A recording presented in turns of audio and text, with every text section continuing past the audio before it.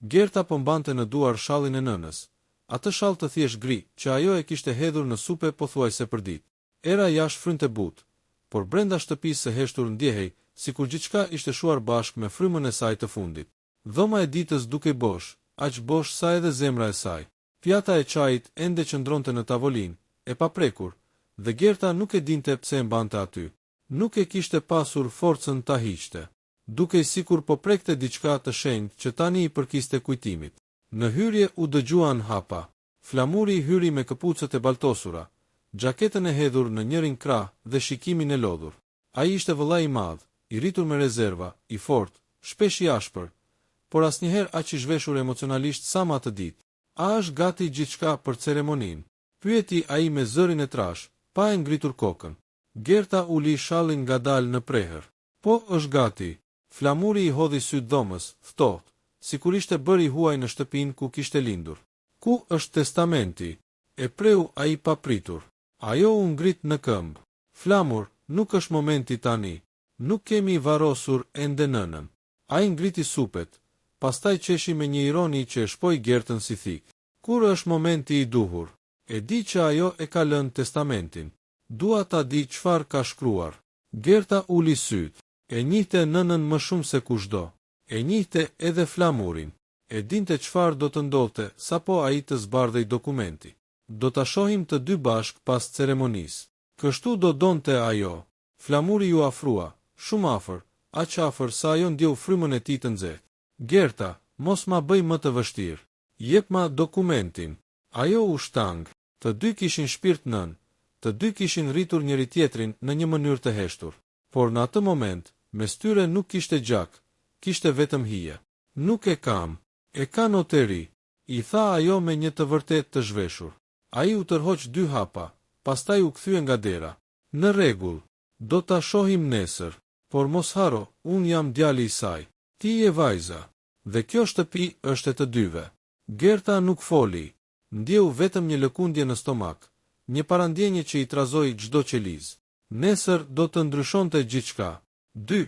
Ceremonia dhe fjalët e fundit të nënës.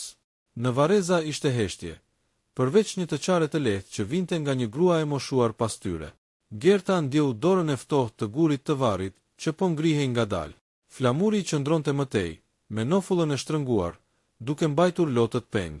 Ai kur nuk kishte ditur të qante. Kur ceremoniali mbaroi dhe njerëzit u larguan, vetëm ata dy qëndruan përballë varrit të nënës. Gerta u gjunjëzua dhe vuri shallin gri mbi lule. Më fal që nuk të mbajta sa duhet. Më fal për gjithçka që nuk t'u thash, përshpëriti ajo. Pas saj, Flamuri i tha me zë të ulët. Nëna më la amanet ty. Jo mua. Fjala amanet u rëndua në ajër. Ai u kthye dhe u largua. 3. Testamenti. Dita tjetër, ora 10:00 e mëngjesit. Në zyrën e notarit kishte letre të vjetër dhe boj shkrimi. Noteri, një burr rreth të 50-ave, vendosi dosin e trash para tyre. Flamuri ishte i ngrirë në vend, me duar të kryqëzuara. Gerta dridhte gishtat nën tavolinë. Noteri i filloi të lexonte. Unë, Naxhi R, deklaroj se pas vdekjes sime, prona e vetme që zotëroj, shtëpia në Tiranë me vlerë rreth 1 milion euro, i lihet vajzës sime, Gertës. Flamuri lëvizi në karrige. Gerta as nuk merrte frym, dhe djalit tim, Flamurit, nuk i lihet send, për arsye të njohura prej tij, vazhdoi noteri. Fjala asgjë u shndërrua në një thikë të padukshme që ndërpreu ajrin. Testamenti është i ligjshëm, i nënshkruar para 2 dëshmitarëve. Përfundoi noteri. Pas 10 sekondash heshtjeje, shpërtheu gjithçka. Flamuri u ngrit në këmbë aq fort sa që ajri u rrëzua. Çfarë? Asgjë. Ajo nuk mund të ketë bërë këtë. Bërtiti ai, syt i shndrisnin nga mlefi. Gerta u ngrit ngadalë, duke i dridhur këmbët. Flamur, të lutem, mbylle. Shpërtheu ai. A e dije? Sigurisht që e dije. Ka qenë gjithmonë e njëjta histori. Ti vajza e vogël, e pafajshme, e ëmbla e mamas. Ndërsa unë qenka i padëshiruar. Noteri u mundua të ndërhynte. Zoti Flamur, ju lutem. Hesh, klithi i Flamuri. Gerta e mori frymën me vështirësi. Nuk e dija, por edhe po ta dija, nuk e kam vendosur unë. Tha ajo me zë të butë. Flamuri u kthye nga ajo. sytë e tij tashmë të skuqur nga zemërimi dhe zhgënjimi. Tani e kuptoi. Nëna më dha të kuptoj gjithçka shumë vonë. Të dua, Flamur, por nuk të besoj. Këto ishin fjalët e saj. Kështu më la, kështu më hodhi. Gerta u afrua një hap drejt tij. Flamur, ajo të ka dashur thjesht çfarë? I ra tavolinës me grusht. Thjeshti nuk e deshe kur u plak. I doli Gertës pa dashur. Dhoma heshti, edhe ajri un piks. Sytë e Flamurit u errësuan. Aty nuk kishte më dhimbje, kishte vetëm urrejtje. Kjo nuk do të mbaroj kështu, tha ai, duke marrë gjaketën. Kjo është luftë, Gerta. 4. Fillimi i sulmeve. Që nga ajo ditë, jeta e Gertës u kthye në mat. Flamuri nuk e nxori dot testamentin nga duart e saj, por e sulmoi në çdo mënyrë tjetër. 4. Një mesazhet kërcënuese. Shio shtëpinë për aq kohë sa mundesh. Mos haro se gjaku im është po aq në atë shtëpi. Ti nuk je më motra ime. Disa ishin më të errta se kaq. 4. Dy fqinjët filluan të pyesnin. Gerta, pse vëllai yt të shikon me atë sy? E kemi parë disa herë tek dera duke bërtitur. Po ndodh diçka. Ajo gjithmonë buzëqeshte, me një gënjeshtër të vogël. Jo, thjesht jemi në zi. Duhet kohë. Por e vërteta ishte ndryshe. Shumë më e zezë. 5. Kujtimet që e masakruan. Ajo nuk e kuptonte pse nëna nuk i la asgjë Flamurit. Ai kishte qenë një djalë i vështirë, por ishte i biri i saj, dhe kujtime kishte plot. Si e çonte në spital kur ishte i vogël, si ja blinte biçikletën e parë, si e nxinte zemra kur ai vonohej. Gerta filloi të rishikonte çdo bisedë të fundit me nënën. Një natë, pak para se të shkonte në spital, e ëma i kishte thënë: "Bia ime, mos e urre Flamurin. Ai ka plagë që nuk duken, plagë që unë nuk i mbylla dot." Gerta nuk e kuptoi atëherë. Tani ato fjalë i digjnin mishin. 6. Pse nëna la gjithçka vetëm Gertës? Në dollapin e nënës, Gerta gjeti një zarf të mbyllur me inicialet e saj. Brenda kishte një letër të gjatë, me shkrimin e bukur të nënës. Bia ime, nëse po e lexon këtë, atëherë unë nuk jam më. Dua të dish se çdo vendim që ka marrë, e ka marrë nga dhimbja, jo nga inati. Flamuri ka bërë gabime që unë nuk i thash kurrë, për hir të tij, por asgjë nuk shihet për gjithmonë.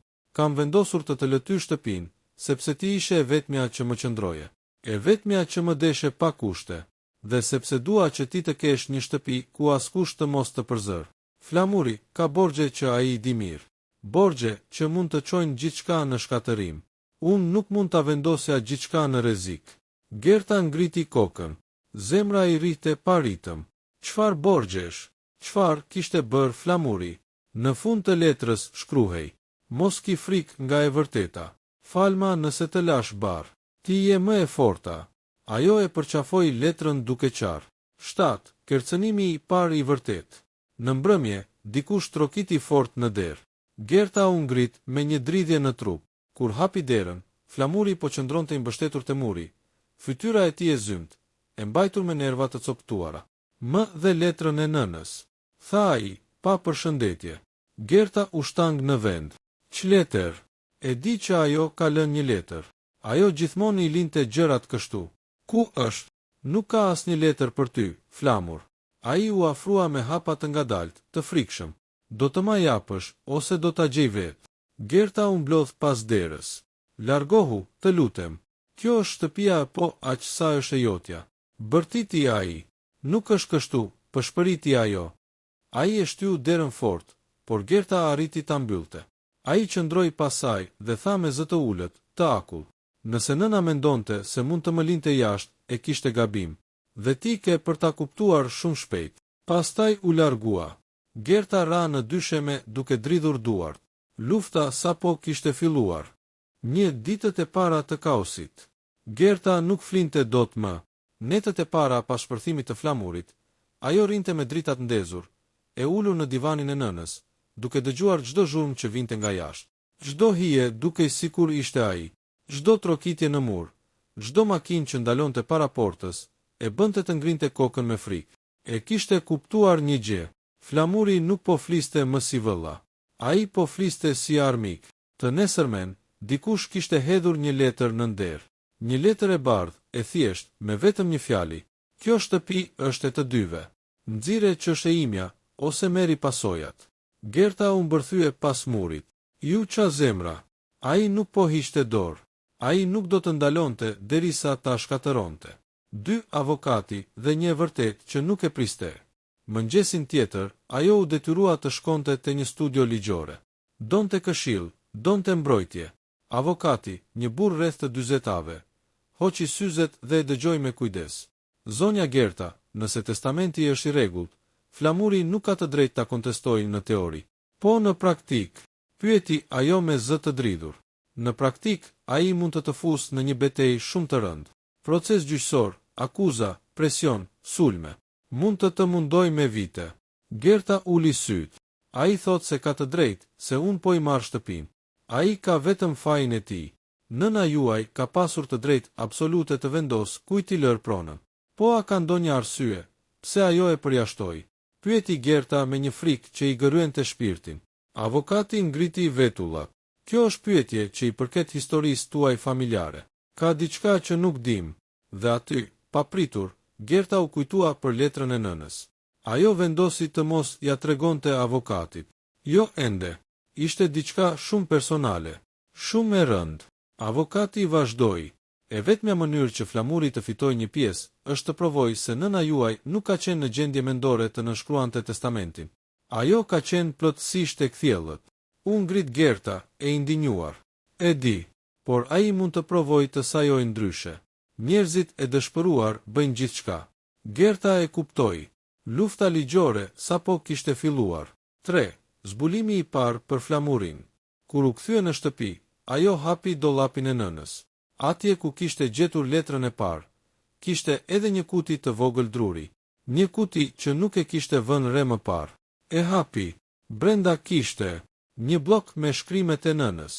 Një fotografi e vjetër, ku flamuri duket vetëm 18 vjeç, i shoqëruar nga disa burra të panjohur. Një faturë bankare e grisur, dhe një zarf tjetër me inicialet e nënës. Ajo e hapi zarfin. Gerta, mos u tremb nga e shkuara e vëllait tënd. Ai nuk është i keq, por është i humbur, dhe unë nuk arrita dot ta shpëtoja. Gerta e kapi kokën me duar. Deri atë moment, ajo kishte menduar se flamuri thjesht ishte i zemëruar. I pa drejt, por tashmë filloi të dyshonte se kishte diçka më shumë. Diçka shumë më e errët. 4 flamuri, përgatit planin. Flamuri nuk u shfaq për disa ditë. Qyteti ishte i madh, por Gerta e ndjente praninë e tij kudo. Në fakt, ai ishte shumë afër. Në një lokal të vogël, pranë qendrës, ai po pinte kafen e tretë, kur u shfaq një burr me fytyrë të vrashtë. E çdo tani? Pyeti burri, duke e parë me dyshim.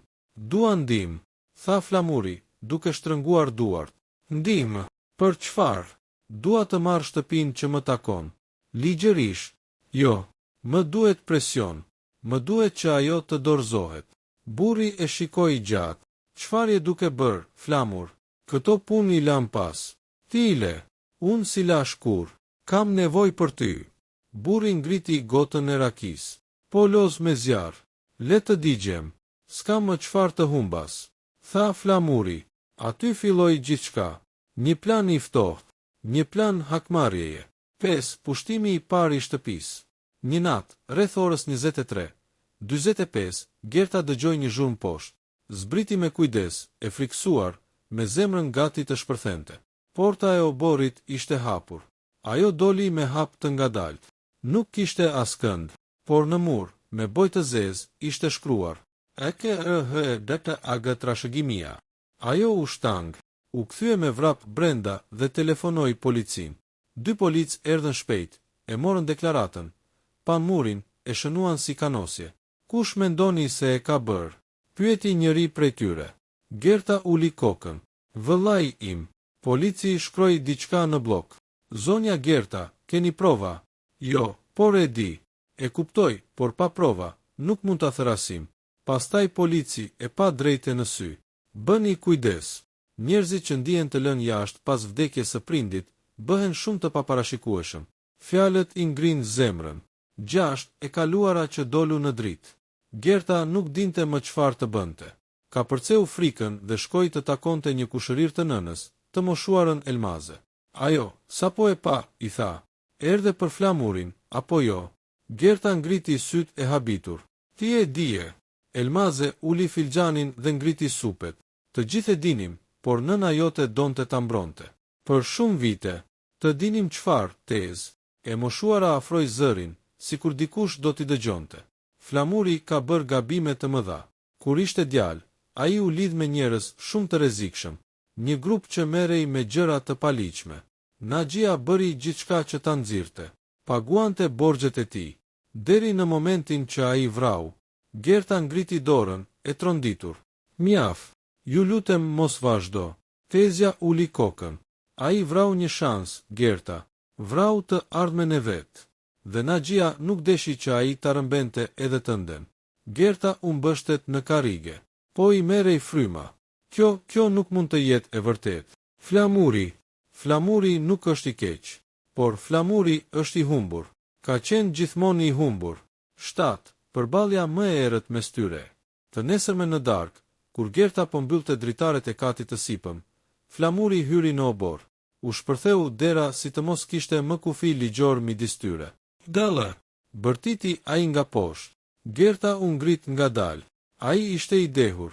Syti lëviznin shpesh, fytyra e tij ishte bërë e egër. Nuk ishte më vëllai i saj. Ishte një hije që i ngjante. Ajo doli me frikë nga dera. Çfarë do? Ai qeshi me një të qeshur të çmendur. Dua atë që më takon. Dua shtëpinë. Dua pjesën time. Dua të drejtën time. Flamur, ti nuk ke pjesë. Testamenti është i qartë.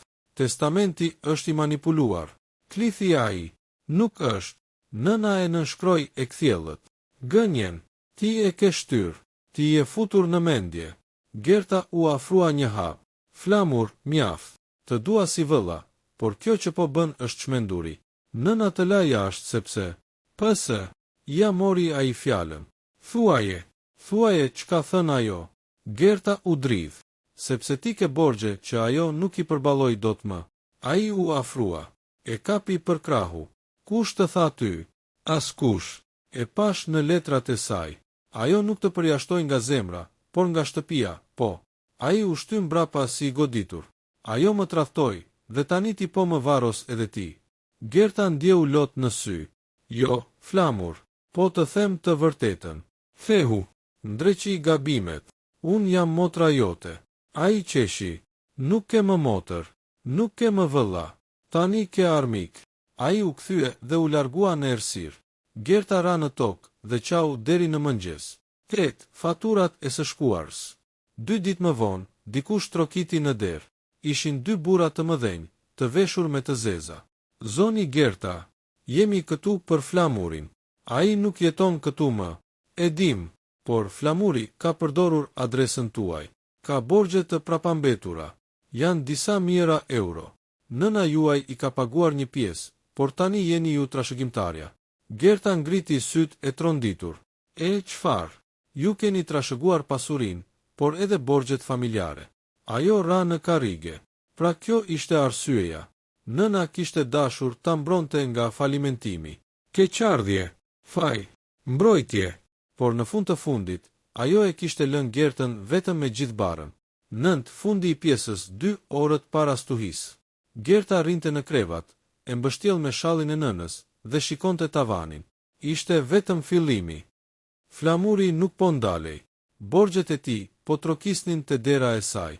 E shkuara e tij po kthehej si një bish e uritur. Dhe ajo ishte vetëm.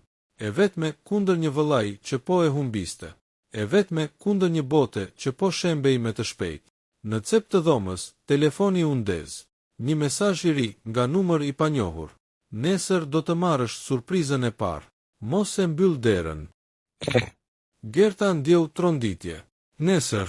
Çfarë do të sillte nesër? Gerta nuk fjeti atë natë. Mesazhi i Flamurit i tingëllonte vazhdimisht në vesh. Nesër do të marrësh surprizën e parë. Kur gdhiu, ajo ul në kuzhinë me një kup çaji, por duart i dridheshin aq shumë sa mezi e kapte filxhani. Pritej stuhi, pritej diçka e madhe, pritej fundi i heshtjes dhe fillimi i një betejë të hapur.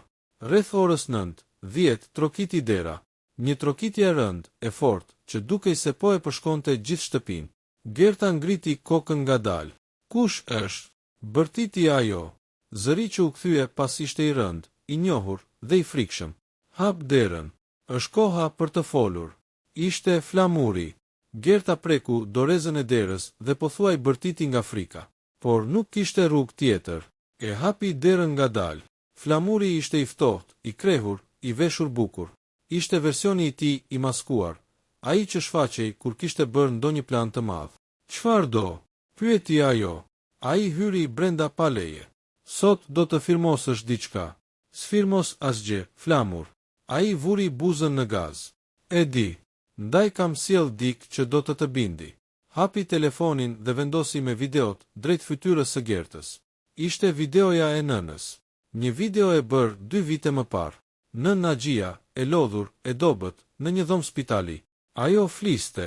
"Flamur, bir, nëse po e sheh këtë video, më fal që nuk arrita të shpëtoja.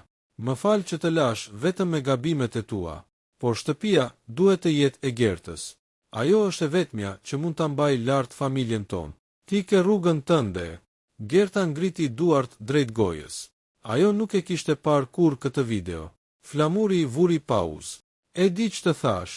Kjo video është arsyeja pse unë duhet ta marr shtëpinë." Gerta ngriti vetullat, e hutuar. "Çfarë? Kjo thot krejt të kundërtën. Ajo po thot që shtëpia është e imja."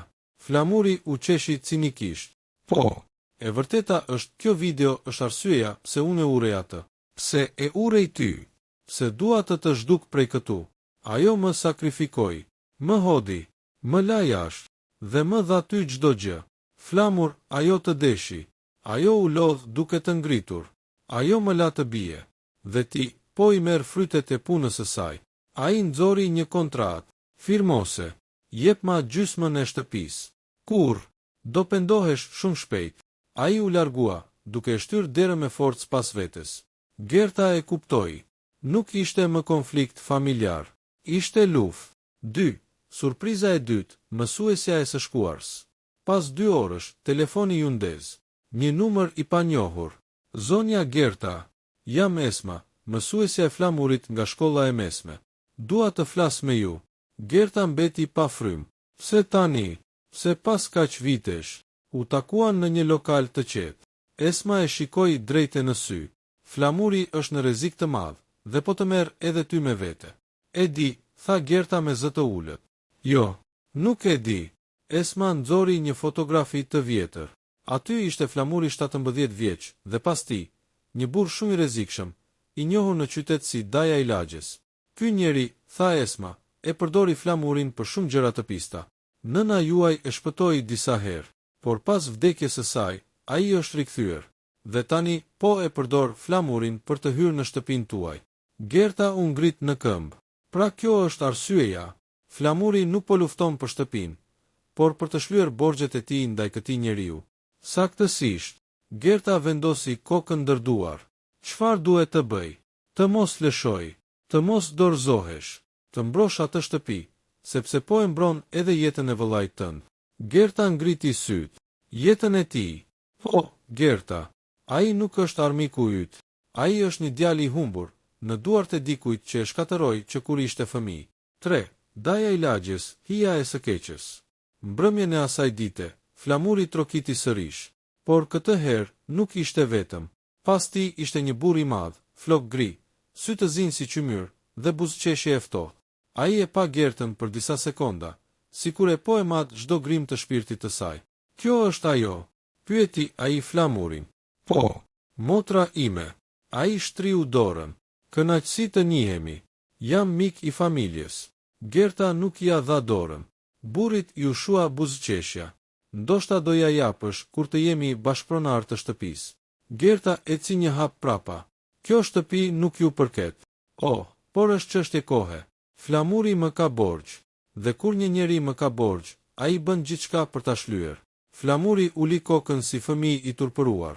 Daja i Lagjës vazhdoi. "Jepi gjysmën e shtëpisë dhe jemi mirë." "Kur?" Burrit ju ersuan syt. "Atëherë lufta do të jetë e gjatë." Ai u kthye tek Flamuri. 48 orë, djalosh.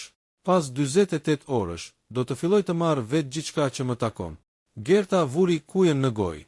Flamuri eci drejt saj. "Të lutem më ndihmo," tha ai me zë të dridhur. Ti më solle këtë për bindesh në derë. S'kisha zgjidhje, më duhej. Jo, Flamur, ti kishe zgjidhje, të ndryshoje. Ti zgjodhe rrugën e gabuar.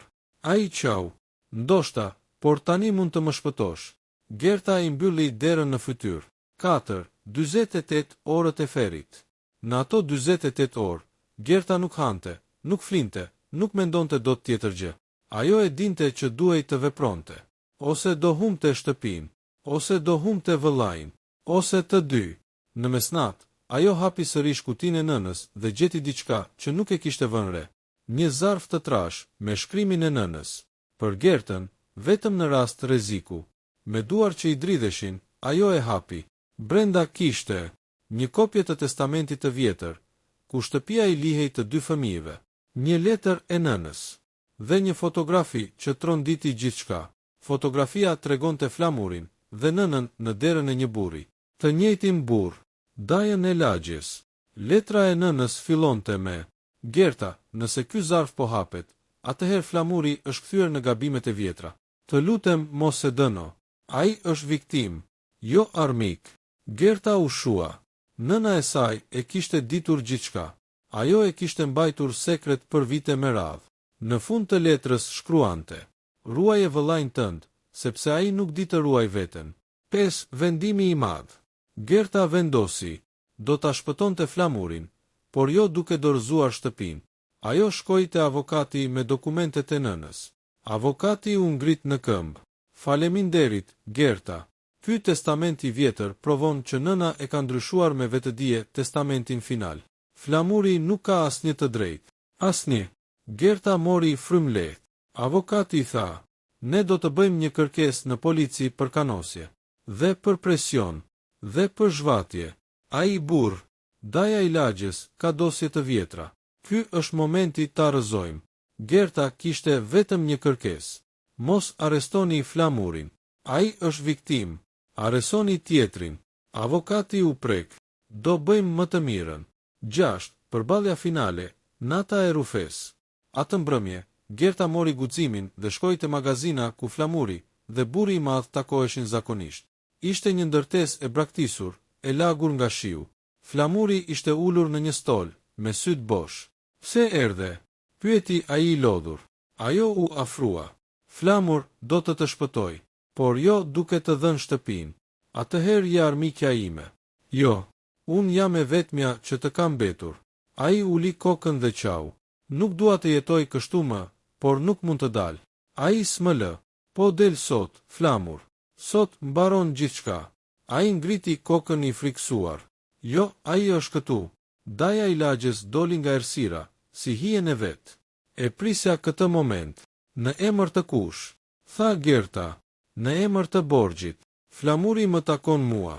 Gerta qëndroi e drejtë. Jo, Flamuri është i familjes sime.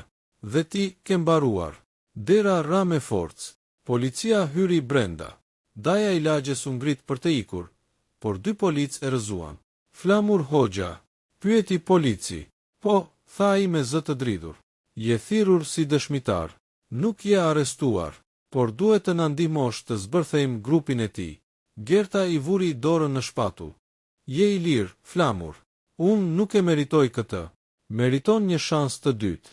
Policia i vuri prangat burrit të madh. Ai e pa Gertën me urrejtje të pastër. Kjo nuk ka mbaruar. Ka mbaruar sot. Tha ajo. Ai u fut në makinë dhe portat u mbyllën. 7. Pas furtunës, riparimi i shpirtit të thyer. Gerta e mori Flamurin në shtëpi. Ai uli kokën në dysheme, si fëmijë i humbur. Më fal, tha ai ngadal. Të fal, tha Gerta. Pse? Ajo mori letrën e nënës. Sepse ajo donte të falja. Ai qau me zë. Ajo më deshi shumë. Dhe unë e zhgënjeva. Jo, Flamur, ti humbe rrugën, por tani mund të kthehesh. Ai e shikoi. Po shtëpia. Gerta buzëqeshi lehtë. Shtëpia është e imja, por dera është e hapur për ty gjithmonë. Vetëm kaq dua, tha ai, dhe u përqafuan për herë të parë pas shumë vitesh. 8. Disa muaj më vonë. Flamuri u fut në një program rehabilitimi. Filloi punë në një servis makinash. E kuptoi sa shumë kishte humbur dhe sa pak i kishte mbetur. Gerta rindërtoi shtëpinë, hapi një butik të vogël, dhe çdo të diel shkonte te varri i nënës për t'i dhënë lajme të reja. Një ditë, Flamuri u shfaq me një tuf lulesh në dorë. Gerta tha me zë të butë: "Dua të falenderoj." "Për çfarë?" "Që nuk më braktise, kur të gjithë tjerë do më kishin braktisur." Ajo qeshi lehtë: "Kështu jemi ne. Familja jon nuk dorëzohet."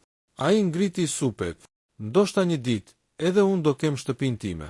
"Patjetër që po, por kjo derë do të jetë gjithmonë e jotja." Flamuri u prek. "Mendoj se nëna është krenare për ty." "Edhe për ty, Flamur. E rëndësishme është që u ktheve." Dhe për herë të parë, pas shumë viteve, familja filloi të shërohej.